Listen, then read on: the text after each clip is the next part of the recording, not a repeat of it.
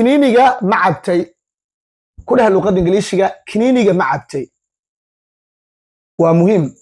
هو يلا يقول هذا كنينيغا ما عبتي ويلكي دكتورك يقول لي هاي كنينيغا ما عبتي ما قادتي كنينيغا كسر يس بقولك بس عشان واسكو دايدي كنينيغا ما عبتي أما كنينيغا ما قادتي وحلينا هاي have you taken حلينا هاي have you taken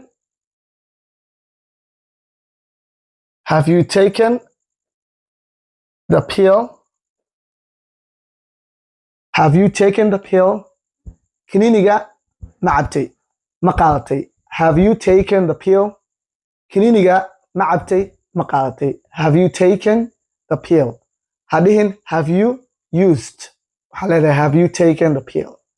okay كنينيغا pill كان وحلقيا الناس تهيد تابلن كورن pill كان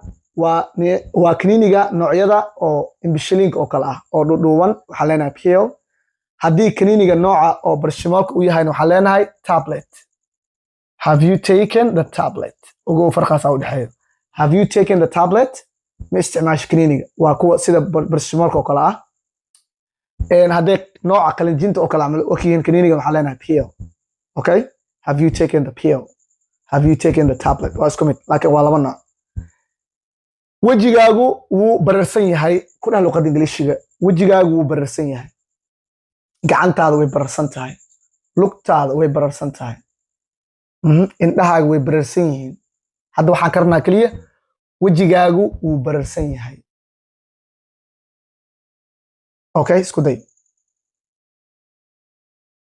good waxaan leenahay wajigaagu wuu bararsan yahay your face is swollen your face wajigaaga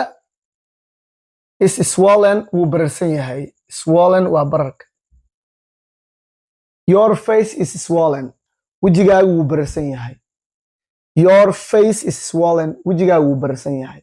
gacantaada way bararsan tahay waxaan leenahay your hand is swollen gacantaada way bararsan tahay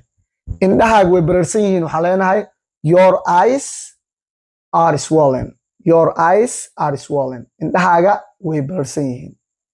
okay candhuuf ayay igu tuftay waa muhiim candhuuf ayay igu tuftay ku dhax luqada Ingiriisiga wariyaa gabadha maxaa u dhalbaxday candhuuf ayay igu tuftay candhuuf ayay igu tuftay okay isku day tan waa adagtahay miya candhuuf ayay igu tuftay waxaan leenahay she spat saliva she spat saliva at me she spat saliva at me candhuuf ayay igu tuftay she spat saliva at me aniga candhuuf igu tuftay hadaartina saliva waa ka tagi kartaa waa igu tuftay kaliya waxaan leenahay she spat at me way igu tuftay waad igu istaagtay waa igu istaagtay sida kuwa ciyaartooyda oo kale kabta markay kugu istaajiyaan ama qof socdo ku istaagay oo kale